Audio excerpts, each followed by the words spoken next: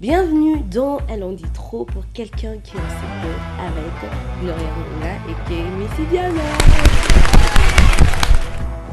Le meilleur rendez-vous de la semaine pour femmes. Ici, on parle de tous les aspects de la vie d'une jeune femme africaine. Habituez-vous de décoller avec moi pendant une trentaine de minutes ou plus. Chaque samedi à 19h sur Apple Podcasts, Spotify et YouTube. Hello. Bienvenue au deuxième numéro 2 de mon podcast. Elle en dit trop pour quelqu'un qui en sait peu. Sans plus tarder, je vous demande de me prêter vos oreilles et votre attention juste pendant une trentaine de minutes parce que j'ai un sujet très important. Le sujet d'aujourd'hui, c'est les abus sexuels qui s'installent sur le jeune mineur dans le milieu familial. Il était important pour moi d'entrer en contact avec un bon nombre de jeunes femmes congolaises qui ont été victimes d'abus sexuels dans leur enfance. Les abus sexuels ont différentes formes et la chose la plus importante dans cet article que j'ai écrit, que je vous suggère de lire, c'est un article à 2 volets que j'ai publié sur mon blog. Il y a une première partie et une deuxième partie. Mais pour toutes les personnes qui aiment lire, je vous invite à lire ces 2 articles que j'ai écrits sur les violences sexuelles qui s'installent sur jeunes mineurs dans le milieu familial. C'est vraiment important, il y a des informations très importantes. Et ce n'est pas seulement pour la jeune femme. Je veux que la jeune femme africaine soit informée et qu'elle puisse reconnaître que sûrement ou pas, elle a eu à subir une violence sexuelle dans son enfance, mais qu'elle soit un peu plus attentive en tant que mère, parce qu'aujourd'hui je suis en train de grandir, j'aurai des enfants, j'ai des amis qui commencent à avoir des enfants, je me dis que c'est important et que c'est capital que tout le monde puisse en savoir un peu plus, et c'est important de mettre une lumière sur les conséquences à long terme, les conséquences psychologique au fait des abus sexuels sur le jeune mineur qui se manifestent un peu plus tard dans leur vie d'adulte. Ça demande un certain courage, ça demande une certaine bravoure de pouvoir parler de quelque chose de si intime, parce que le sexe, c'est quelque chose de très intime.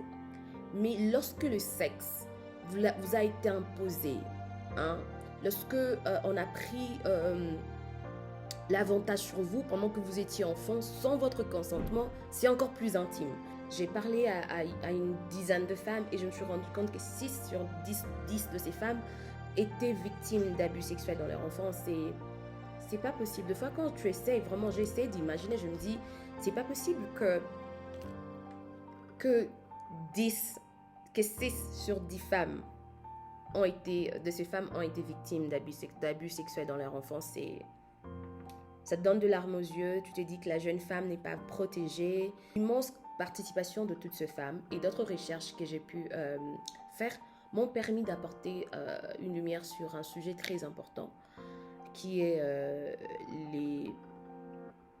les abus sexuels qui prennent place dans le milieu familial sur le jeune mineur. C'est pas possible. Ce que j'ai appris après avoir parlé avec toutes ces femmes, c'est que ce ne sont pas des victimes, au fait, ce sont des survivantes. Elles ont survécu quelque chose qui aurait pu changer les trajectoires de leur vie, quelque chose qui les aurait pu tuer psychologiquement et mentalement.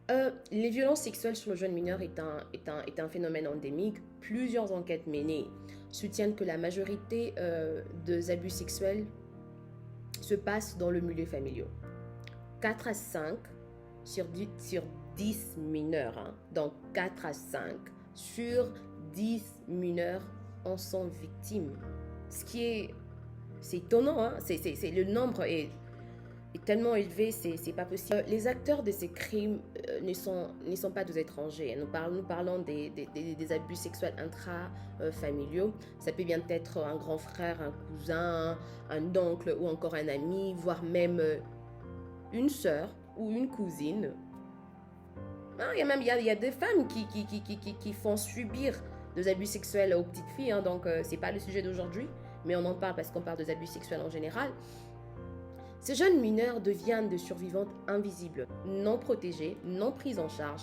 Quand je parle de la prise en charge, je parle du fait que after trauma, la chose la plus importante ici, c'est que leurs prédateurs sont rarement punis. Souvent, quand une jeune femme ou une femme en Afrique accuse un homme de viol, elle est victime des insultes. Elle est victime des insultes. Est-ce qu'on l'a vraiment violée? Est-ce que ce qu'elle dit est vrai? Est-ce qu'elle n'est pas motivée par d'autres choses? Est-ce qu'elle n'a pas une intention bizarre? Est-ce qu'elle ne veut pas détruire la vie de cet homme?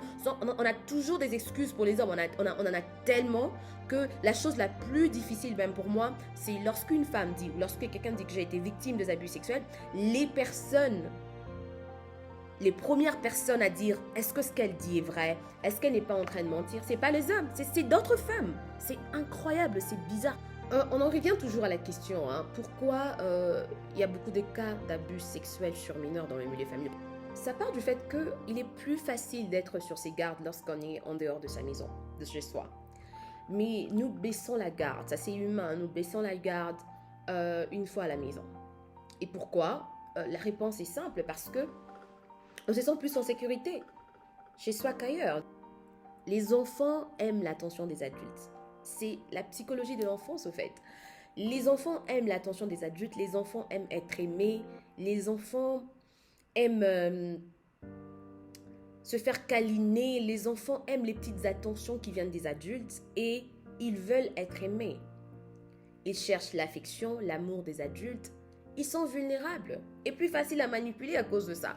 Parce qu'un enfant ne veut pas qu'on lui crie dessus. Parce qu'un enfant veut qu'un adulte lui ramène un bonbon. Parce qu'un enfant veut qu'on lui fasse de câlins ou bien qu'on lui dise de belles choses. Ces prédateurs, au fait, trouvent une proie très facile. Ils disent que ces enfants ont besoin de ma validation pour une chose ou une autre.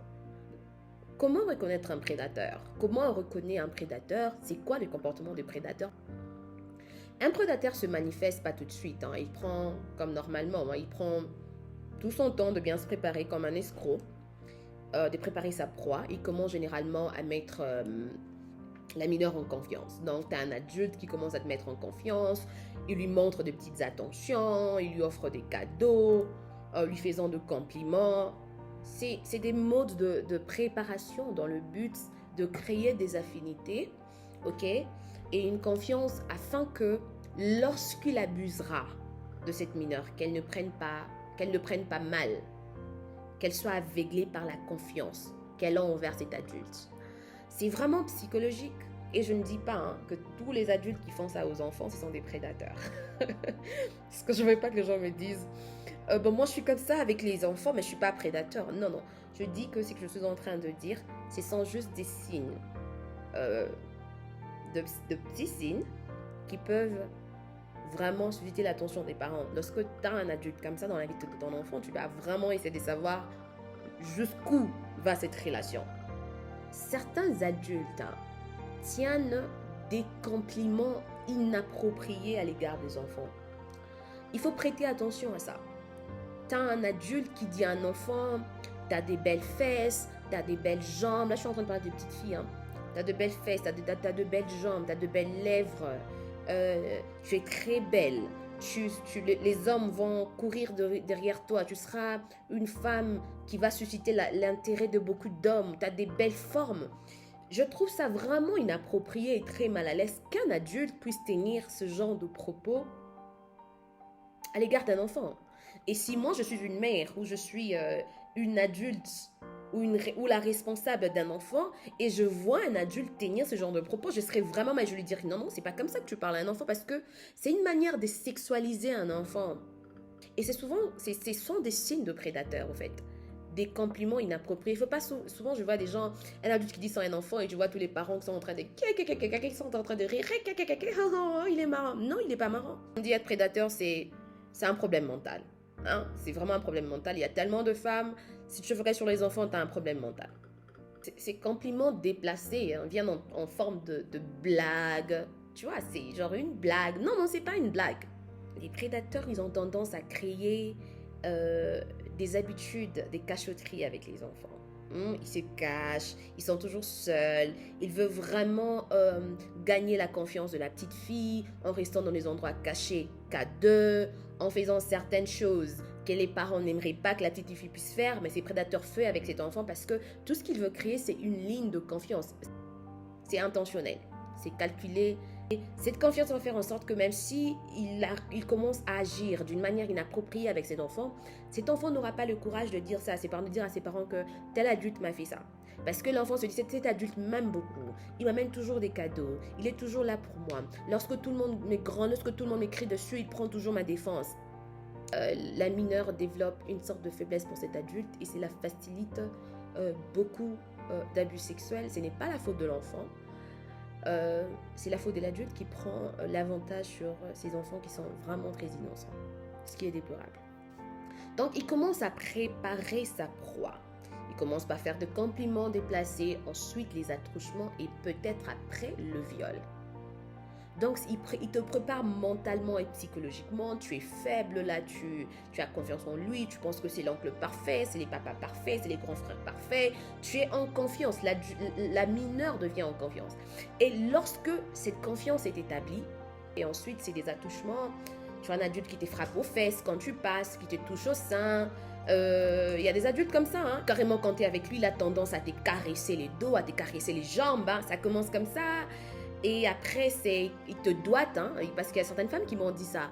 Elles se sont fait doiter par des amis, de leurs frères, ou carrément par leurs propres frères, ou par des oncles, ou les membres de la famille avec lesquels elles vivaient.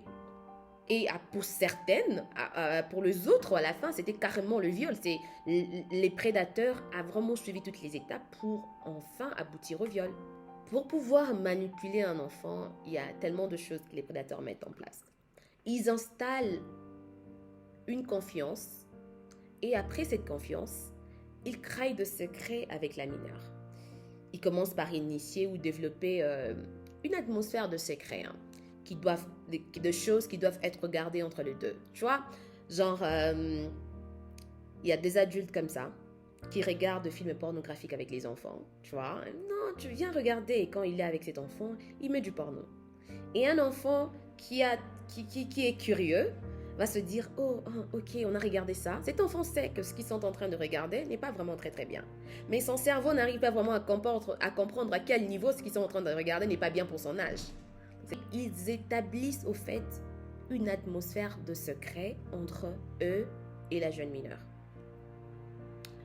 Et les films pornographiques, on a des adultes qui offrent de l'alcool aux enfants, des adultes qui commencent qui font des attouchements bizarres aux enfants. Donc c'est vraiment une atmosphère de secret et tu peux pas dire ça aux gens, ça c'est entre nous deux, c'est notre secret, personne ne peut le savoir, personne ne doit apprendre ça, sinon ils vont faire en sorte qu'on soit plus ensemble, sinon on va me chasser de la maison. Et cet enfant, dans sa psychologie en tant qu'enfant, se dit, je peux pas dire ça aux gens, parce qu'il m'aime bien, il est gentil, il me fera jamais du mal. Et cela laisse place au fait aux abus sexuels.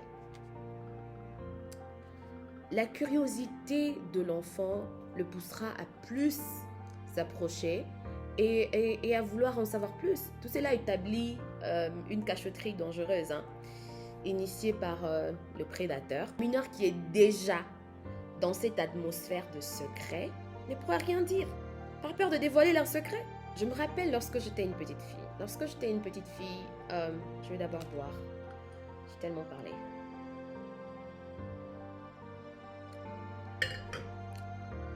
C'est bon. La chose la plus importante pour moi, c'était de devenir une adulte. Je rêvais tellement de devenir une femme, avoir des fesses, avoir des seins, avoir des formes, avoir un copain, pouvoir m'acheter des histoires, aller à l'université, m'acheter une voiture, louer un appartement.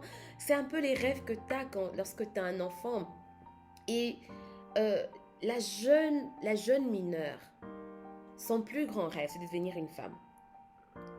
Et souvent, la définition la plus facile de devenir une femme, c'est d'avoir un copain. Pourquoi je le dis? Les prédateurs, ils font croire aux jeunes mineurs qu'elles sont de femmes. Le prédateur leur font croire qu'elles sont de femmes. Tu es une vraie femme, tu n'es pas une petite fille. Et c'est de cette manière que les femmes se comportent. Les femmes font ceci et cela. Les femmes embrassent les hommes. Les femmes couchent avec les hommes. Les femmes regardent du porno avec les hommes. Les femmes font ceci et cela. Donc cette phrase, tu y es une femme, est une phrase de manipulation que beaucoup de prédateurs disent aux jeunes mineurs, l'un des plus grands rêves, au fait, de ces jeunes mineurs, c'est de devenir de femmes. Et lorsque tu as 8 ans et 9 ans ou 10 ans, on te dit que tu es une femme, tu penses vraiment que tu es une femme. Parce qu'il y a un homme qui te regarde pas comme une enfant, mais qui te regarde comme une vraie femme. Les prédateurs renforcent la manipulation, sachant que les petites filles rêvent du jour où elles deviendront de femmes. Avec toutes les libertés possibles. C'est comme cela que les abus prennent place. Les conséquences des grossesses précoces, les viols, le traumatisme, les maladies sexuellement transmissibles dont les auteurs sont des proches. Ce ne sont pas de personnes qui viennent de loin, c'est vraiment dans la famille. Et c'est, oh my God, c'est bizarre. Certains prédateurs prennent toujours la défense des enfants. Lorsqu'il agit mal, il veut se faire passer pour l'adulte qu'il aime le plus, l'adulte qui a toujours pris sa défense et tout ça. Et c'est vraiment de la manipulation pure et simple. Je parle de témoignage d'une jeune femme avec qui je parlais. Femme dans la fin de sa vingtaine, elle me parlait des abus sexuels dont elle a été victime dans son enfance. Et les prédateurs de ces abus, c'était pas un étranger qui est venu rester à la maison, c'était carrément son grand frère. Un grand frère qui est censé la protéger. Elle a su surmonter ça sans aucune aide, sans aucune aide psychologique. Elle a été victime des abus sexuels lorsqu'elle avait 14 ans, venant de son frère, son grand frère, qui a abusé d'elle. Non une fois, non deux fois, plusieurs fois. Elle se retrouve enceinte. Elle ne savait même pas qu'elle était enceinte. Parce qu'elle venait à peine d'avoir ses règles. Donc, elle ne savait même pas comment compter son cycle. Elle était vraiment, comment on dit, clueless. Elle se rend compte qu'elle est enceinte. On l'amène à l'hôpital, on se rend compte qu'elle est enceinte et on lui met la pression. Qui t'a fait ça? Comment t'es tombée enceinte? Elle avait peur de le dire. Elle avait peur d'en parler à son père, à sa mère, à tout le monde. Parce qu'elle se disait, si je me mets à dire que c'est mon frère qui m'a fait ça, on va le chasser de la maison. On va me dire que pourquoi je n'ai pas dit, pourquoi je n'ai pas dénoncé, tout le monde va en parler, ça sera une honte. Les gens vont croire que je connais tellement de choses. Hein. Il y a cette fameuse phrase en lingala qu'on dit « Mwana oya ebi mingi ». Et elle pensait à tout ça et dans son petit cerveau d'enfant, elle se disait que je ne pouvais rien dire. Tu vois, ses parents ont tellement insisté, elle était obligée de dire, elle a dit que non, la personne qui m'a fait ça, c'est mon grand frère. C'est lui qui m'a... celui qui m'a violée. J'ai été violée par mon grand frère, pas une fois, pas deux fois, plusieurs fois. Et il le fait souvent la nuit, lorsqu'il n'y a personne, il vient et il le fait. Et je suis paralysée, des fois je ne sais pas quoi dire, je ne sais pas quoi faire. Tout ce que ses parents ont fait, c'est ceci. Je veux vraiment que vous puissiez suivre ça attentivement. La jeune femme vivait en province. Les parents ont envoyé son frère, qui venait à peine d'avoir 18-19 ans, on a envoyé son frère étudier dans une université, dans une autre ville. Elle est restée dans sa ville. On lui a fait un avortement à 14 ans. Elle a subi un avortement qui était intense, des douleurs intenses, sans anesthésie. Et c'est tout ce que ses parents ont fait. Ses parents ont frappé son frère, ils l'ont grondé, on l'a envoyé étudier ailleurs. Et elle a été forcée à se faire avorter. Après l'avortement, tout était normal, selon son père et sa mère, qui étaient vraiment croyants, qui priaient pour elle. Et on lui a demandé d'aller dans la chorale de l'église et commencer à chanter. Et c'était toujours de remarques genre, t'as été enceinte, tu as fait ceci, tu es une mauvaise fille et tout ça, tu n'as jamais rien dit. Les gens étaient toujours en train de la condamner, on était toujours en train de la condamner. Et c'est comme si son frère, c'était un innocent dans tout ça. Ce qui est bizarre quand je parlais avec elle est à la fin de sa vingtaine, lorsque je parlais avec elle, cette histoire a pris place il y a de cela 15 ans, elle a 29 ans. Il y a de cela 15 ans, et lorsqu'elle en parle, elle me dit que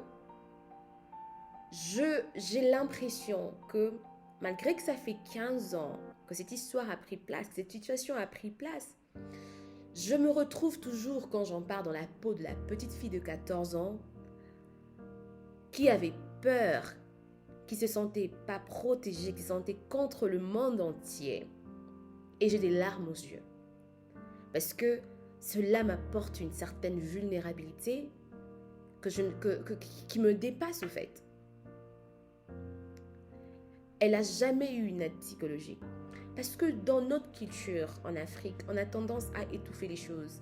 On n'aime pas aborder les sujets inconfortables. C'est vraiment triste. Cette jeune femme qui a aujourd'hui 29 ans, elle n'a pas pu surmonter ce trauma. Bien sûr qu'elle a su savoir comment vivre avec, comment avancer. Aujourd'hui, elle me dit que son frère est marié et son frère a des enfants. Elle n'est pas mariée, elle n'a pas d'enfants parce qu'elle n'a pas envie d'avoir des enfants. Elle n'a pas envie de se marier. Et cette situation a changé sa façon de voir le monde, sa façon de se connecter avec les hommes, sa façon de voir les hommes, sa façon de voir les parents, la société et tout ça. Et c'est une personne qui est restée dans sa façon de faire les choses parce qu'elle n'a pas eu les meilleurs exemples, parce qu'elle n'a pas eu l'aide qu'il lui fallait pour passer à autre chose. On a tendance à négliger en Afrique l'état psychologique de gens. C'est plus facile pour nous de dire Azali Boma, c'est un fou, c'est un idiot, il a un problème mental. Et on se limite par là. On n'a pas cette habitude de savoir cette personne ne va pas bien. Qu'est-ce qu'on peut faire pour l'aider? Psychologiquement, quelle aide on peut lui apporter? Et lorsque quelqu'un est vulnérable, au lieu de l'aider, on a tendance à les piétiner, à l'enfoncer dans le trou. Et c'est une mauvaise habitude qu'on doit vraiment laisser tomber. Ok?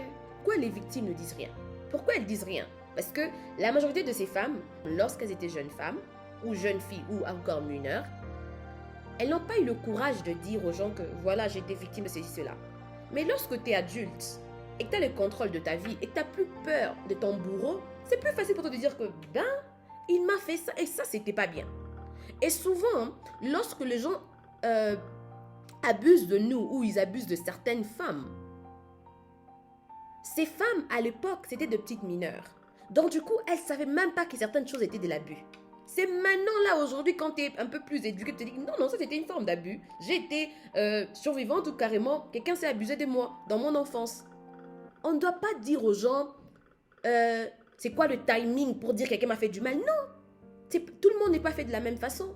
Toutes les femmes ne sont pas faites de la même façon. Arrêtez-nous avec pourquoi elle en parle maintenant? Pourquoi elle nous fait chier? Pourquoi les victimes ne disent-elles rien? Il y a une panoplie de choses. La honte, premièrement, c'est très évident. La honte est très évidente. Certaines mineures ont honte qu'on apprenne au fait qu'elles ont été victimes des abus sexuels. Le sexe est un tabou. Un grand tabou en Afrique. On n'en parle pas avec nos parents, on n'en parle pas avec les gens. On en parle peut-être avec des amis. Ou peut-être, je dirais, des amis bien détaillés. On n'en parle pas avec tout le monde. Surtout pour la jeune femme. On nous a tellement brainwashed, ça veut dire, on nous a tellement programmés à penser que le sexe est tellement une mauvaise chose et tous les aspects du sexe sont tellement de mauvaises choses. Donc du coup, si un adulte abuse de toi, ça ne sera pas très naturel pour toi d'aller en parler à ta mère parce que tu ne parles pas du sexe avec ta mère. Tu comprends ça? Donc, certaines mineures ont honte qu'on apprenne qu'elles ont été abusées. C'est très clair. Elles préfèrent se taire parce que c'est plus facile. Dans nos sociétés africaines, je dirais, le sexe est un sujet tabou. Même les enfants, ils le savent, qu'ils ne peuvent pas en parler avec leurs parents. Souvent, les enfants ne disent rien parce qu'ils ont tellement peur qu'on ne puisse pas le croire, en fait. Ils évitent les humiliations, ce qui est sûr, les regards des adultes. Tu vois, certains parents ont des réactions très particulières. Hein. L'enfant te dit qu'il y a eu ceci et cela. Et au lieu que tu saches, au lieu que tu puisses savoir comment gérer la situation, non, on voit l'adulte qui convoque toute la famille. Venez, il y a eu ceci, cela. Cet enfant a dit ça. Oh! Mais ça sera... Juste l'enfant en pensant en ça installe une peur dans sa tête. Cette mineure ne dira jamais rien. elle ne dira jamais rien de tout ça. Les humiliations. Parce que après que tu aies dénoncé cela, tu deviens sujet aux humiliations. Oyebi mingi. Pourquoi on t'a fait ça? Pourquoi cet adulte t'a fait ça? Est-ce que t'as pas montré t'as pas donné des ouvertures pour qu'un homme te fasse ça? C'est que tu lui as donné l'opportunité. Tu es une mauvaise fille, tu connais beaucoup, tu connais plus que ton âge. Ce sont ces genres de discours que les gens tiennent dans le milieu familial. Et ils se demandent pourquoi les enfants ne disent rien. Mais c'est à cause que les enfants ne disent rien. C'est très clair, c'est clair comme l'eau d'une roche, c'est très très clair. Certains diront, pourquoi ils ne dénoncent pas immédiatement? Nous sommes sans oublier en train de parler de petites filles. Même les adultes, même lorsque j'ai parlé à certaines femmes, il y a certaines femmes qui ont été victimes des abus sexuels lorsqu'elles étaient déjà adultes. Elles n'ont pas dénoncé. C'est vraiment une confession très intime. C'est pas tout le monde qui veut le dire aux gens. C'est que les gens doivent comprendre. C'est pas toutes les femmes qui veulent crier que j'ai été victime des abus sexuels. Croyez-moi, il y a des femmes qui n'aiment pas le dire. Non pas parce qu'elles sont faibles ou carrément parce qu'elles sont lâches. Elles ne veulent juste pas faire face à tout ça. Et si des femmes adultes ont du mal à dénoncer les abus sexuels, pourquoi on est étonné que les enfants aient du mal à le faire? Quand on pose la question pourquoi les enfants ne disent rien, l'une des raisons, c'est l'atmosphère familiale. Pourquoi je le dis comme ça? Les enfants ont peur de leurs parents. Il est difficile de se confier. Pourquoi? En Afrique, une énième fois, à chaque fois que je veux dire en Afrique, je veux boire mon vin.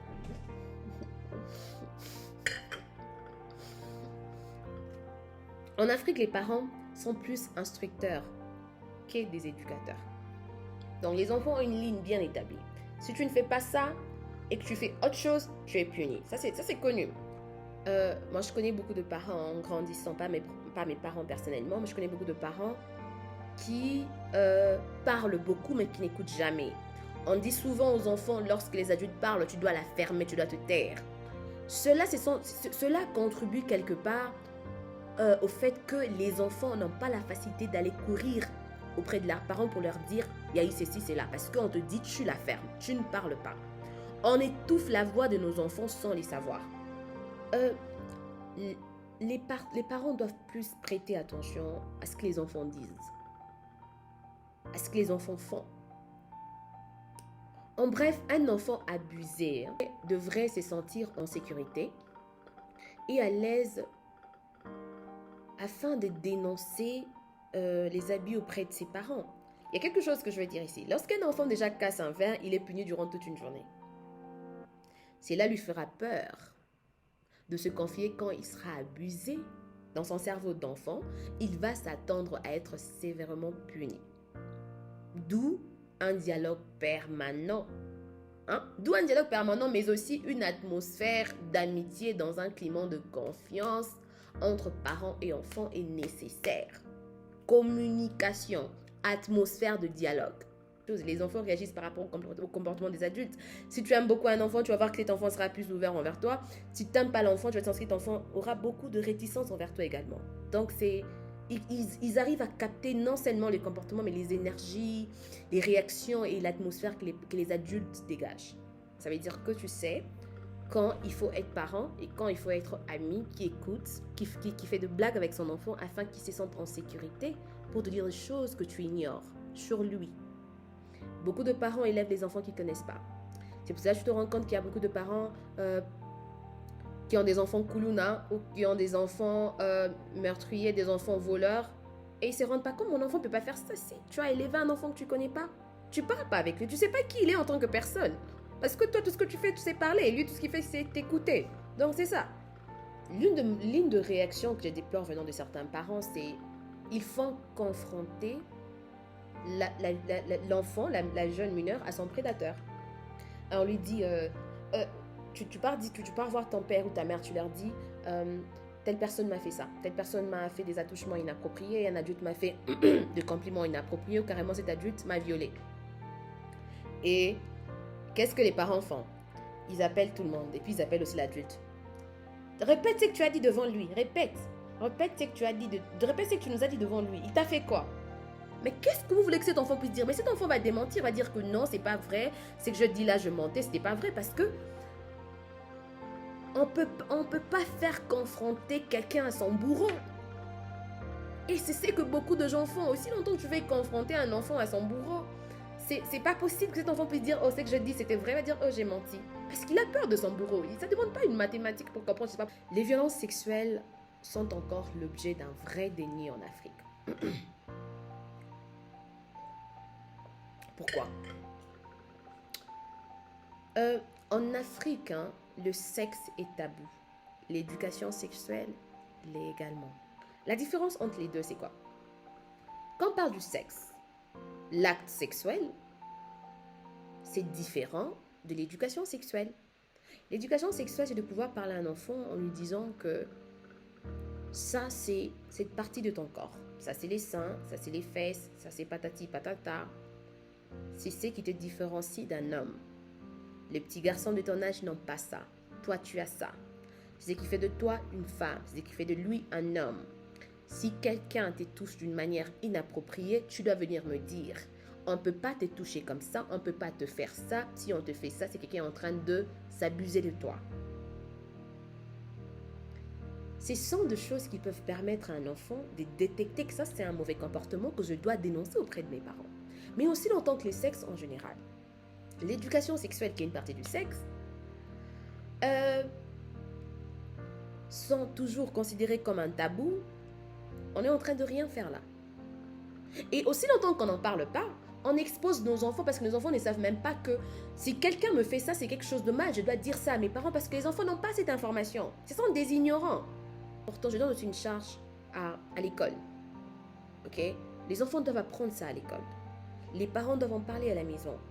Ça fait une bonne synchronisation d'informations qui peuvent aider un enfant à détecter que ça c'est bien, ça c'est pas bien. Pourquoi les abus sexuels continuent-ils de prendre place? Et pourquoi l'impunité des prédateurs? Oh, j'aime ça. La croyance, c'est l'une des raisons. Pourquoi je le dis? Dans nos sociétés, nous sommes très croyants. Nous laissons tout entre les mains de Dieu, ce qui n'est pas mauvais. Parce que je suis aussi une chrétienne. Je veux tout laisser entre les mains de Dieu, mais je veux te poursuivre en justice également. Comme ça, Dieu va s'occuper de toi et la justice le fera également. Comme ça, tu as deux punitions. Qui c'est merveilleux. Mais on va se rendre compte qu'en Afrique, on préfère que Dieu s'en charge. Et aussi longtemps qu'on laisse ça entre les mains de Dieu, on a des prédateurs qui sont là en train de se promener et qui peuvent faire de nouvelles victimes. Parce que ils ne sont pas derrière les barreaux, exactement là où ils doivent être. Ils sont là en train de trimballer, en train de se promener et chercher de nouvelles victimes. Parce qu'un prédateur, c'est un comportement. Donc ça veut dire que s'il le fait aujourd'hui, il va le refaire demain. C'est pas un prédateur qui va prendre conscience que oh non, j'ai violé tellement de personnes, j'ai envie de changer. Non, j'ai jamais vu ça, ça n'arrive pas. Donc, pendant qu'on est en train de penser qu'on laisse tout entre les mains de Dieu, nous sommes en train de faire passer un mauvais message à ces prédateurs qui peuvent faire ça, qui peuvent le refaire. Il n'y a pas de conséquences. Et lorsque quelqu'un vit dans une société qui n'a pas de conséquences par rapport à ses mauvaises actions, nous sommes en train de, sans les savoir dans les silences, contribuer au fait qu'ils puissent continuer à faire la même chose. C'est les messages que nous sommes en train de faire passer. Rester en silence ne résout rien du tout. Après, c'est la honte. Certains parents africains ont honte que les autres apprennent qu'il y a eu des abus sexuels dans leur famille. Une situation qui est considérée comme une source d'humiliation, on préfère tout gérer dans le silence.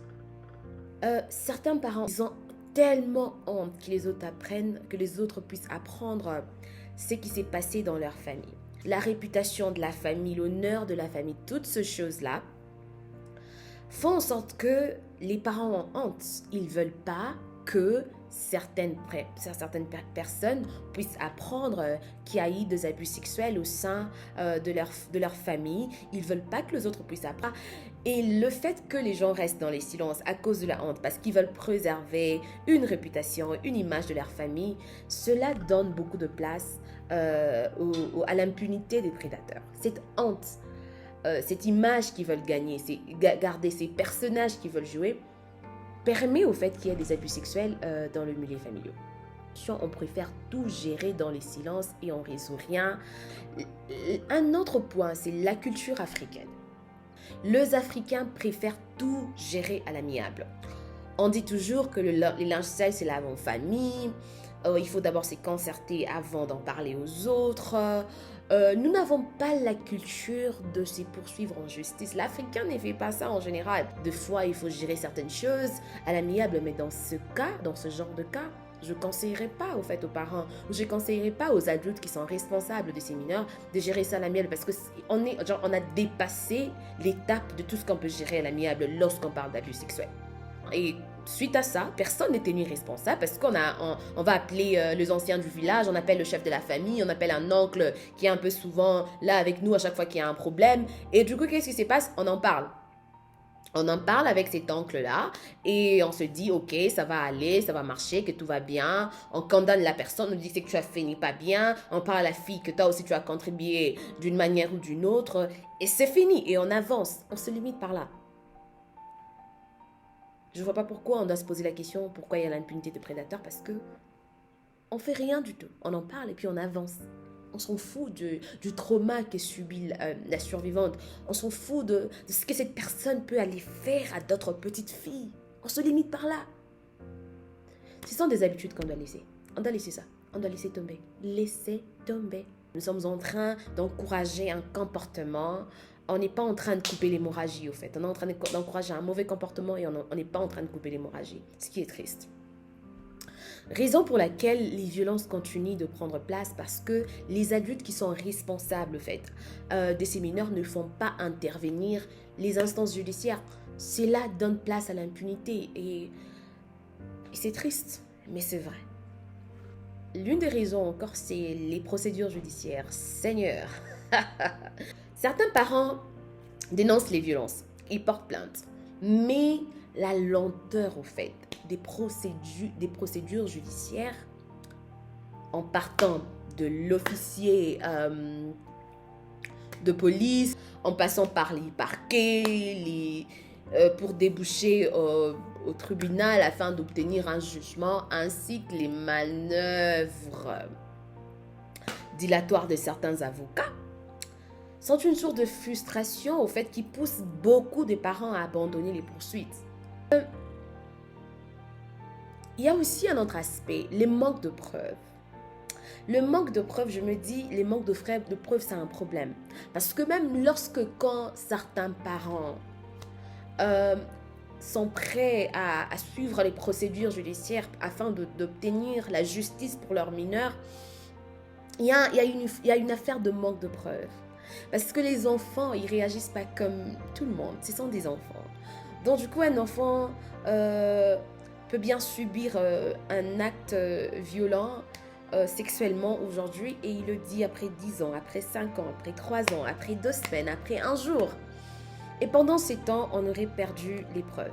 Parce que, bien sûr que les parents sont convaincus que leur enfant a été victime ou a survécu à un abus sexuel, mais c'est la loi au fait. Donc, vous êtes devant la justice, il faut amener assez de preuves pour faire condamner la personne. Et souvent, dans le cas de viol ou d'abus sexuel en toute forme qu'elle soit, c'est vraiment difficile d'amener des preuves physiques. On n'a pas assez de preuves physiques. Il n'y a pas de preuves physiques. C'est carrément la parole d'un enfant contre un adulte. Et c'est pour cela que c'est important qu'il y ait une sorte de communication entre les parents et les enfants. Parce que si un enfant arrive à communiquer avec ses parents, arrive à communiquer avec ses parents, cet enfant aura la rapidité de faire passer l'information. Et aussi vite que l'information est passée, on peut préserver les preuves matérielles qu'on pourra un jour amener devant la justice afin de pouvoir obtenir la justice qu'on souhaite pour son enfant. Souvent aussi, il y a beaucoup de parents qui ne sont pas informés sur comment les choses doivent prendre place. C'est l'ignorance au fait aussi qui contribue. Un enfant qui a été violé, du coup, on le lave, on nettoie ses caleçons, ses sous-vêtements et puis après on part porter plainte. Mais vous avez détruit au fait toutes les preuves possibles. Quelque part dans nos différentes communautés, Il doit y avoir un peu plus, peut-être des ONG, sensibilisation dans les médias, de violences faites aux mineurs et tout ça, pour essayer un peu d'orienter les parents, pour que les parents soient orientés sur le fait de savoir qu'est-ce que je dois faire en cas d'abus sexuels sur mon enfant. Quelle est la procédure? Comment je dois me comporter? Quel comportement je dois adopter afin de pouvoir plus tard obtenir une justice pour mon enfant?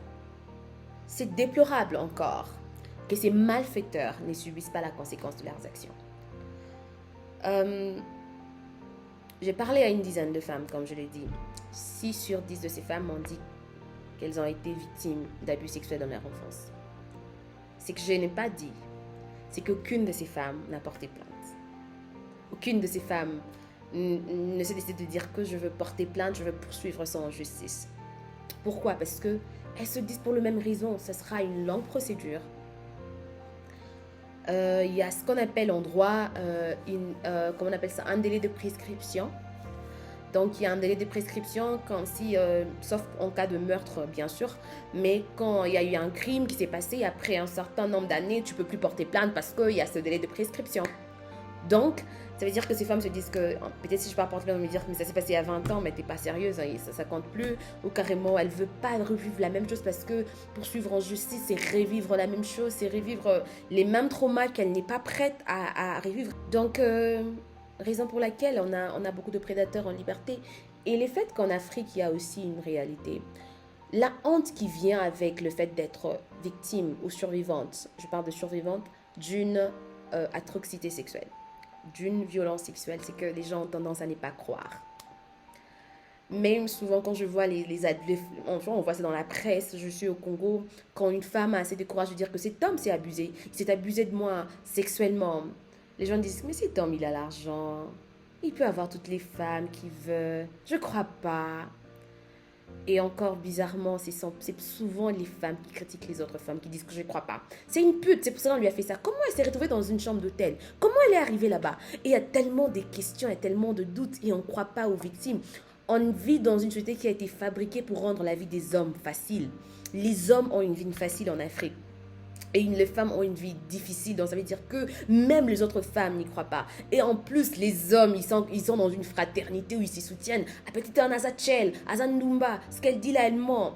Ce sont toutes ces choses qui font en sorte que la femme ne puisse rien dire. Genre, tous ces prédateurs, leur vraie place est en prison. Makala, Angenga, Buluo, la prison de Lubumbashi, ça s'appelle quoi? Kasapa. Tous ces gens, ils doivent être là-bas. Tous ces prédateurs. Mais hélas, comment faire condamner un viol quand on n'a pas de preuves? C'est ça le problème. Voilà pourquoi prévenir vaut mieux que guérir. Je l'ai bien dit, c'est pour cela prévenir vaut mieux que guérir. C'est aux parents de protéger leurs enfants par des conseils, un suivi, en fait, bref, par tout ce qui a été dit dans le livre, par tout ce que j'ai dit précédemment. C'est mieux de prévenir. C'est vraiment mieux de prévenir parce que ça devient compliqué après. En dénonçant un prédateur, non seulement on est en train de faire justice à notre enfant, mais nous apportons également une lumière sur une situation existante qui mérite plus d'attention. Vous réveillez également la conscience des beaucoup de parents, ce qui sera bénéfique pour d'autres mineurs. C'est vraiment important. Et beaucoup de femmes en parlent, non seulement parce qu'elles veulent obtenir une justice, mais parce que pour elles ont besoin d'une sorte de réparation pour une paix intérieure, en fait. C'est une sorte de thérapie. Parce que quand tu en parles, tu as l'impression que tu es en train de te débarrasser d'un fardeau. Deux de femmes avec lesquelles j'ai parlé m'ont dit que c'était la première fois qu'elles en parlent. En long et en large, tu vois, elles disent aux gens que j'ai été victime d'abus sexuels dans mon enfance, elles s'arrêtent là. Elles n'ont jamais ouvert leur cœur enfin d'en parler à quelqu'un. Et elles m'ont dit que c'était pour elles une forme de thérapie gratuite parce qu'elles ont eu le temps d'en parler. Et pendant qu'elles en parlaient, c'était une sorte de libération. Elles se sont senties libérées de ce fardeau, en fait, de ce qu'elles ont vécu, de ces traumas. On va parler des conséquences des abus sexuels. Les conséquences des abus sexuels... les violences sexuelles font partie des violences qui ont plus d'impact sur la santé mentale et physique à court et à long terme. Je veux le redire encore, les violences sexuelles font partie des violences qui ont le plus d'impact sur la santé mentale et la santé physique à court et à long terme. Pourquoi? Plus les victimes sont jeunes, plus les conséquences sont lourdes parce que les enfants, ils ne sont pas psychologiquement stables et forts pour vivre ce genre de choses. C'est normal, ils sont pas là pour vivre ça. Donc ça devient compliqué pour un enfant de gérer, de digérer ça. La santé physique. On parle de la santé physique. Je commence avec la santé physique. Nous avons des grossesses consanguines. Et les infections et les maladies sexuellement transmissibles. Je ne vais pas vous faire la liste de toutes les infections et les maladies transmissibles qui existent sur cette terre. Après cela, il y a la santé mentale. La santé, on a parlé de la santé physique, là maintenant je parle de la santé mentale. Le traumatisme, raison pour laquelle beaucoup de survivantes d'abus sexuels ne font plus confiance aux hommes. Il y a des femmes qui sont sur la garde, qui ne peuvent pas s'ouvrir à avoir une relation, qui ne valorisent pas l'intimité entre un homme et une femme. Plusieurs spécialistes, en fait, plusieurs spécialistes disent qu'il est plus facile de traiter une infection ou une maladie sexuelle que de traiter psychologiquement une victime de violence sexuelle. C'est ancré en elle, c'était une intrusion, c'était quelque chose sans son consentement. C'est une violence au fait de son territoire, de son corps, de ses sentiments, de sa valeur en tant que femme, de son corps. L'impact mental n'est pas du tout à négliger. L'assistance mentale est très importante pour éviter les tentatives de suicide et autres. Parce que donc vous avez des gens qui ont beaucoup d'anxiété, nervosité, la peur. Donc, ce sont des gens qui deviennent un peu comme de... Pardon? Ce sont un peu des femmes qui deviennent vraiment sur la défensive, vraiment nerveuses, elles sont anxieuses, elles ont peur. D'autres survivantes aussi deviennent agressives. Tu vois, des gens vraiment qui sont agressives à cause de rien du tout. Des gens qui sont sur la défensive et qui sont agressives à tout moment. Tu dis quelque chose, non, c'est pas vrai, parce que elle a en elle cet instinct de vouloir se défendre, de vouloir dire que non, ça c'est pas vrai. Tu vois des gens comme ça, des gens agressifs, qui ont la facilité d'être, de se fâcher, de casser des choses, de se battre avec d'autres personnes, parce que intérieurement, elles sont en train de vouloir récupérer quelque chose qui leur a été volé. Et ça, c'est vraiment triste, et ça, c'est triste. C'est pour cela qu'il ne faut pas trop juger les gens sur les apparences, juger les gens sur base de ce qu'ils font, sans savoir au fait pourquoi ils font certaines choses. Les jeunes mineurs, selon moi au fait, je pense selon tout le monde, ne devraient pas vivre des conséquences des violences sexuelles. Personne, je dis les jeunes mineurs, je dis personne, les hommes, les femmes, les vieux, tout le monde, personne ne devrait vivre les conséquences des abus sexuels. Aussi longtemps qu'on est silencieuse et qu'on n'en parle pas, nous sommes en train d'encourager cela. Parce que qui ne dit rien consent. Ce n'est pas une affaire personnelle, c'est une affaire globale. On doit lutter contre ça. On doit faire du bruit, on doit crier, on doit faire en sorte que les choses changent. Parce qu'on ne veut pas avoir le même cycle de choses se reproduire. C'est pas seulement les femmes qui doivent en parler, c'est les hommes aussi qui doivent en parler. Parce que vous êtes deux parents. T'as un père, t'es un frère, t'es un cousin, t'es un oncle. Tout le monde est concerné. Tout le monde est concerné et j'appelle vraiment la conscience de tout le monde. À tous ces parents qui sont peut-être aussi ignorants de certaines choses, à pouvoir faire quelque chose. Changez votre façon de communiquer avec votre enfant. L'adulte responsable d'un enfant change ta façon de communiquer avec cet enfant. Prête attention à ce que les enfants disent. Prête attention à ce qu'ils font. Il ne faut pas avoir une confiance aveugle envers certaines personnes. On dit souvent Lingala Mela Mutumbondo te. Ça veut dire qu'il ne faut pas directement croire que parce que c'est telle personne, je dois lui faire confiance suffisamment avec mon enfant. Non. Veillez sur vos enfants, posez des questions. L'éducation sexuelle est très importante parce que c'est une meilleure manière de prévenir certaines choses. Donc, entre-temps, portez-vous bien. Je reviendrai très prochainement avec une nouvelle vidéo. J'espère que cette vidéo ne se limite pas seulement avec vous, que vous allez la partager avec vos amis, avec vos proches, avec les personnes importantes de votre vie. Portez-vous bien. Bisous, bisous.